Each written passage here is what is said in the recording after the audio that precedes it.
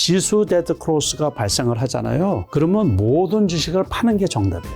보유하고 있는 주식. 그러니까 나중에 떨어지더라도 떨어지는 거예요. 시차를 두고서. 그래서 지수를 이기는 종목은 없다.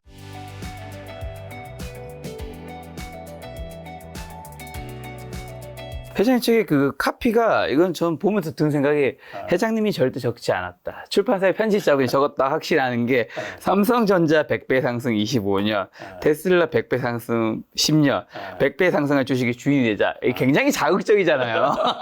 마치 이 책을 보면 100배 상승할 주식을 찾을 수 있을 것 같다. 뭐 그런 느낌도 드는데 제가 질문 드리고 싶은 거는 자, 그럼 대시세를 내는 종목의 유형에 대해서 이제 책에서 얘기하는 게 세 가지인데 하나씩 좀 설명 좀 부탁드리려고 하는 게 첫 번째 새로운 시대의 선봉, 시대의 중심주, 뭐 신세대 산업혁명이라는 게 있어요. 요건 좀 어떤 게 그러니까는 해당될까요? 그 올해 같은 경우에 에코프로 같은 경우가 이제 대표적으로 연초 대비해서 6월달, 7월달까지 거의 10배, 1000% 올랐거든요.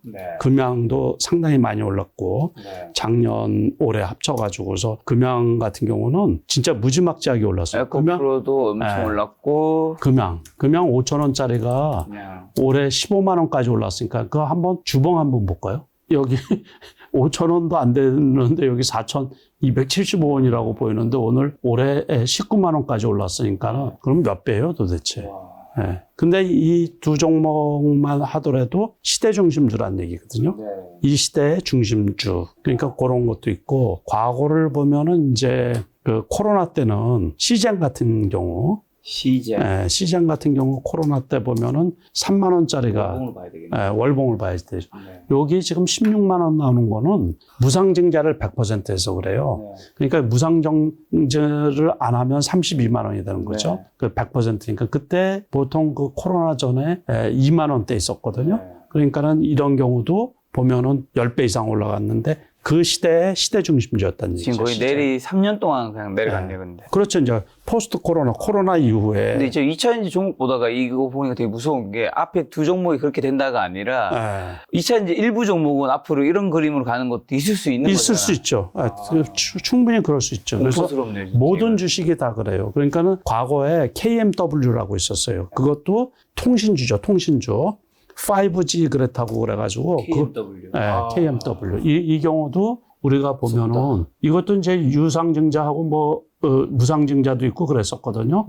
이런 경우도 이제 이거 심지어 3,000원이라고 여기 써져 있잖아요. 근데 그렇지는 않더라도 본격적으로 오를 때 10,000원대 짜리 아니에요. 그런데 이게 10배 정도가 가까이 올라갔어요. 이게 시대 중심주란 거. 그 당시는. 그 다음에 컴투스 같은 경우는 이제 과거에 PC 게임에서 모바일 게임으로 넘어가면서 게임주죠, 게임주.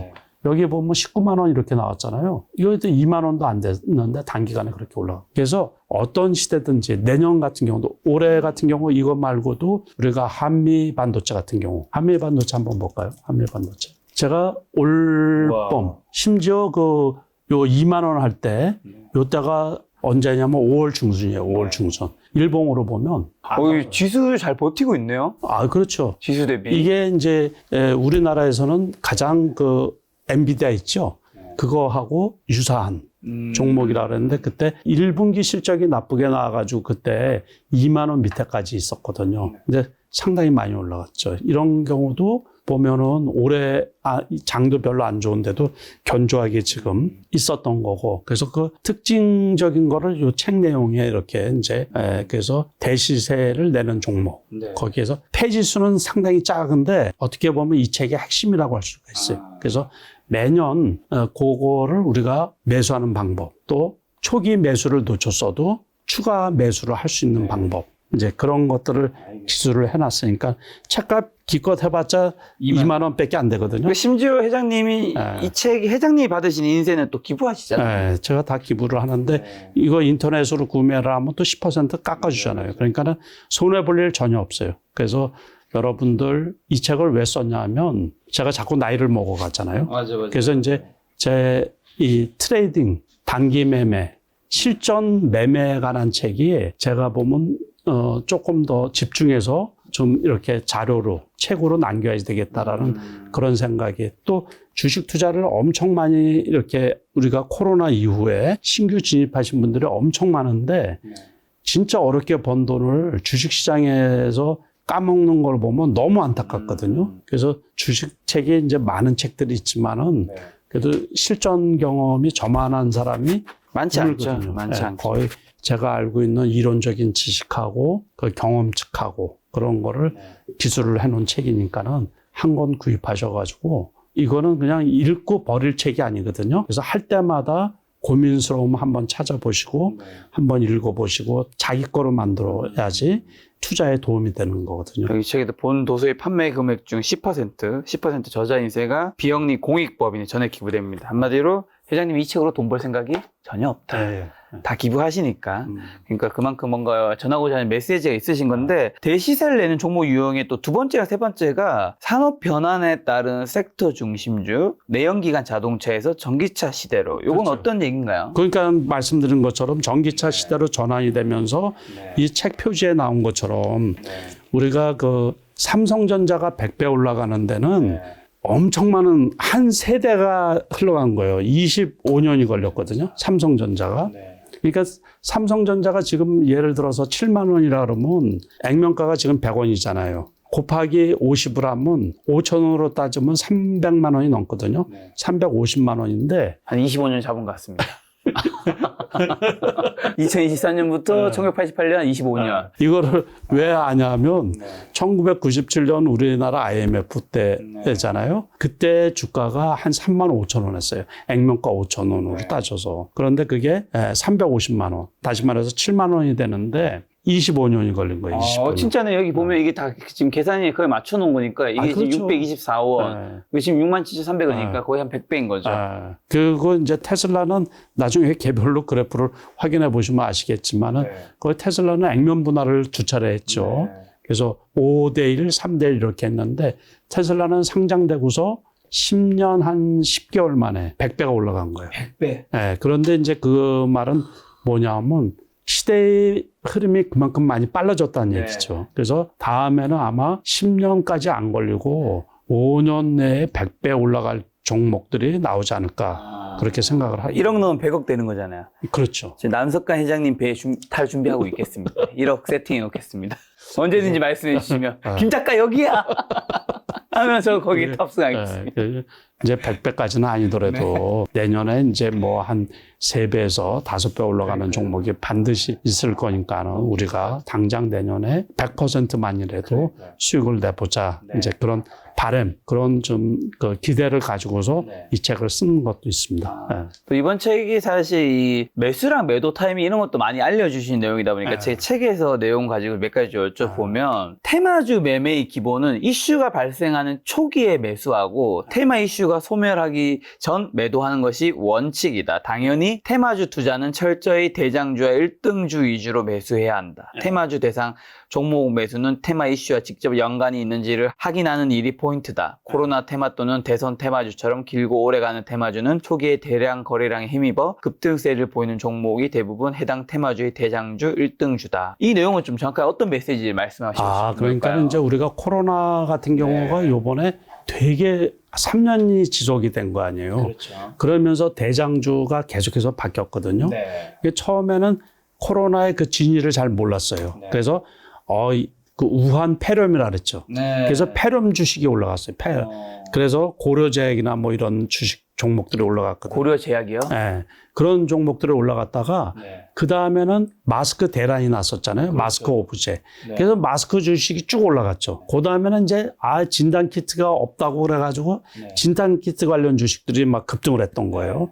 그런 것처럼 그 대장주가 계속해서 바뀌고 지속되고 오래됐었던 거라 거기에서 대박주들이 많이 나왔던 거고 그 다음에 이제 우리나라만 대선주가 있는 건 아니거든요. 전 세계적으로 대선주가 있는데 아이러니하게도 대선주 제가 이렇게 쭉 검색을 해보면 대선주가 처음 나타난 데가 인도네시아 증시라고 이렇게 나와 있거든요. 근데 미국 같은 경우도 트럼프가 되느냐 아니면 바이든이 되느냐 해가지고 그 대선 테마주가 있었잖아요. 우리나라 같은 경우는 대선 테마주가 생성이 된 게 되게 오래됐죠. 제 기억으로는 제가 하고 있을 때는 노무현 대통령이 당선되고서 수도를 행정수도로 대전으로 옮긴다 그래가지고 네. 대전에 땅에 있는 건설업체랑 뭐 이런 주가가 상당히 많이 올라갔었거든요. 네. 그러고서 인맥주들 관계가 있다고 해가지고 유력한 관계 그래가지고서 그 관련 주식들이 엄청 많이 올라갔었고 그런 것들은 이제 대선이 딱 하고서 없어지는 게 아니고 이제 다음 대선은 몇 년 후에 한다라는 게 딱 정해져 있잖아요. 이렇게 안내 같은 거에 아, 그렇죠. 안철수 이제 예, 관련주. 위원회 이제 예. 그걸로 이렇게 엄청 많이 엄마들이 예, 그 출마할 때마다 올라가는 거죠. 그래서 이제 이렇게 오르내림을 심하게 했는데 이 특정인을 이렇게 근데 잘 건 지지하네요 여기는. 네. 여긴 잘 지지하는데. 그래도 회사가 괜찮으니까. 그래서 참 이거 저기 하면 안 되는데 공교롭게 저희는 정치색이 없습니다. 전혀 없습니다. 네. 그래서 저는 아주 냉정한 투자자이기 때문에 그렇죠. 이런 거는 조금 네. 리스크가 많이 있어요. 위험하고. 그런데 우리가 정책 관련 주식 네. 이런 경우는 실질적으로 정책이 집행이 되면서 네. 돈이 들어가니까는 그 수혜를 받는 기업들 이런 경우는 상당히 오래 가는 경우가 있어요. 그래서 우리가 이제 그 테마주도 그 일회성이냐 아니냐. 일회성인 것들은 그냥 흘려보내야 돼요. 거기에는 집중할 필요가 없고 올해 같은 경우도 초전도체 네. 관련 테마라든가 또는 양자 컴퓨터 관련 그런 주식들은 상당히 큰 시세를 내줬었거든요. 그러니까는 다음에도 또 어떤 테마가 요번에 이스라엘 그 하마스 전쟁 그래가지고 유류가 급등을 하다 보니까 유류 관련주들 뭐 이런 것들도 시세를 내줬었고 우크라이나 전쟁 초기에는 곡물지대잖아요. 거기. 그래서 곡물 관련주들도 비료 관련주들도 급등을 했었기 때문에 이 테마라는 것은 수시로 나오거든요. 테마 하다 보니까는 이제 너무 식상해서 관련주라고 제가 관련주나 뭐 테마주나 같은 말이죠. 근데 이런 테마죠. 이 뒤에 있었던 문장 중에 하나 그런 거 있었던 것 같아요. 1등이 이제 더 이상 올라가지 못하고 주춤할 때부터는 뭐 2등, 3등주는 이제 하락을 하기 시작할 때는 되게 조심해야 그렇죠. 된다. 그렇죠. 이게 테마주는 무조건 대장주 대장주. 위주. 그래서 이게 장기 테마주인 경우는 대장이 바뀌는 경우가 있어요. 네. 그렇게 되는데 보통 그 일회성 테마나 단기 테마주는 대장주만 사야 되고 대장주가 꺾이면 네. 결국에 2등주, 3등주는 그냥 무너지는 경우가 올라간 것도 없이 무너지는 경우가 많이 있거든요. 네. 그래서 특히 조심해야 되고 대응하기 어려우신 분들은 아예 안 쳐다보는 게 낫죠. 그런 종목들은 트레이딩이 가능하신 분들 네. 이런 분들만 매매하는 게 좋지 않나 이렇게 생각을 하고 있거든요. 자, 또 책에 단기 투자에서 매수의 전제 조건 중 가장 중요한 건 코스피 코스닥의 시장 분위기다. 시장 분위기가 우호적일 때에만 가능하다. 시장 전체 분위기가 폭락하는 장이거나 하락장이라면 이 방법을 적용할 수 없다. 그러니까 시장 분위기가 우호적이라는 전제 조건 아래 트레이딩을 포함한 짧은 단기 투자에서는 행보하다가 장대 양봉을 처음 세우는 종목이 눈에 띄면 무조건 매수한다. 주가가 그다지 변동성을 보이지 않다. 거래량이 소폭 늘면서 조금씩 상승하는 종목 대부분은 호재성 정보나 뉴스를 가장 가까운 곳에서 접한 사람들이 매수하기 때문이다. 방금 필자는 주가가 행보하다가 당일 장대 양봉을 세우는 종목을 무조건 매수하라고 말했다. 그런데 여기서도 조건이 붙는다. 당일 상승률이 10% 전후까지는 매수해도 된다. 그런데 상승률이 15% 이상 오르면 매수에 신중해야 한다. 이건 어떤 얘기 하고 싶어요? 그거는 무슨 말인지 우리말로 써져 있지만 잘 모르겠죠. 좀 어려운데요. 그래서 네. 단기 매매는 네. 트레이딩 하시는 분들만 그 이해가 될 거예요. 그리고 네. 트레이딩 경험이 최소한 몇 년 되신 분들은 네. 그 말 뜻을 이해하실 수가 있고 네. 그러니까는 직장 다니시는 분들이나 또는 이렇게 이제 전업 투자가 아니신 분들 있죠. 그런 분들은 그 해당이 안 돼요. 그러니까 그런 분들은 이 도움이 안 되는 말이에요. 그래서 단기 투자로 빨리 돈을 벌고 싶은 거는 똑같은 이 욕심이거든요. 네. 기대고. 그렇죠. 그리고 전업 투자하시는 분들이 지금은 엄청 많이 늘어났어요. 맞죠. 그런데 이 말은 뭐냐 하면 지수를 이기는 종목이 나올 수가 없어요. 다시 말해서 우리가 그 지수 데드 크로스가 나타나가지고 지수가 급락하던 시기 있잖아요. 네네네. 이럴 때는 개별주 섣불리 건드려가지고 손실로 연결이 되거든요. 네. 그럴 때는 말고, 그러니까 요번에 10월 달 같이 같이 지수가 이렇게 급락을 하던 시기 있죠. 그럴 때는 단기 투자든 중장기 투자든 다 쉬는 게 정답이거든요. 제가 말씀을 드린 거는 이 책에서 전제 조건이 반드시 있어서 그거를 이렇게 명심해야 돼요.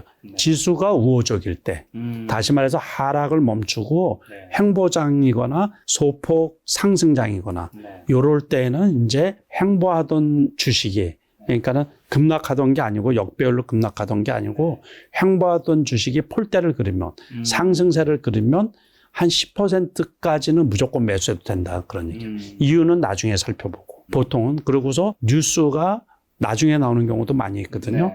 그럴 경우는 이제 왜 그런 얘기를 하냐면 보통 그 횡보장에서 폴대를 그리면 밑에서는 그래프가 어떻게 나오냐면 우상향 정배열로 나오는 그 초기가 있어요.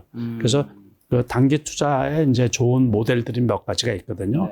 N형 패턴이 제일 좋은데 그 뉴스를 이렇게 살펴보고서 이제 이런 것들은 그 직장인들도 활용할 수가 있는 그 매매 방법이죠. 그래서 우리가 기업 성장에 따라 가지고 주가가 늘 우상향하고 그러면 가장 좋은 이상적인 주식 투자가 되는데 현실적으로는 그렇지가 못하거든요. 그래서 공부할 부분이 상당히 많은 거예요. 그러니까 뭐 이런 공부 저런 공부, 단기 투자해서 돈 벌려고 하는 거는 빠른 시간 내에 돈을 벌고 싶은 거 아니에요. 그죠? 그렇죠. 그러니까 리스크가 상대적으로 중장기 투자보다 훨씬 더 크다는 얘기죠. 그러니까 공부해야지 될 내용이 훨씬 더 많이 있는 거죠. 근데 방금 말씀하신 데드 크로스 말씀해 주셔서 책에서도 대시세의 출발, 골든 크로스, 폭락의 전조, 데드 크로스라고 말씀해 주셨는데 데드 크로스는 지금 코스피 차트가 있는데 어떨 때가 데드 크로스인 건가요? 쉽게 말하면 여기도 데드 크로스예요. 여기도 데드 크로스예요. 그러니까 다시 말해서 5일선이 있잖아요. 11선, 21선을 깨고 내려오는, 그러면 요런 데가 데드 크로스인 거예요. 이 주봉 같은 거로 보면은 여기가 데드 크로스인 거예요. 여기. 그리고 월봉으로 봐도 자 이렇게 올라갔잖아요. 이렇게 요런 데는 이제 골든 크로스가 되는 거예요. 여기서처럼 올라갔다가 5일선이 11선, 21선을 이렇게 깨고 내려오잖아요. 그러면 데드 크로스인 거예요. 그게. 그러면 그때는 가급적 주식을 좀 쉬는 게 좋은 거죠. 쉬는 게 좋다. 그래서 우리가 단기적으로 보면은 제가 여기 나와서 얘기한 건데 재작년 있잖아요. 2021년 6월 달에 코스피가 3,300이었었거든요.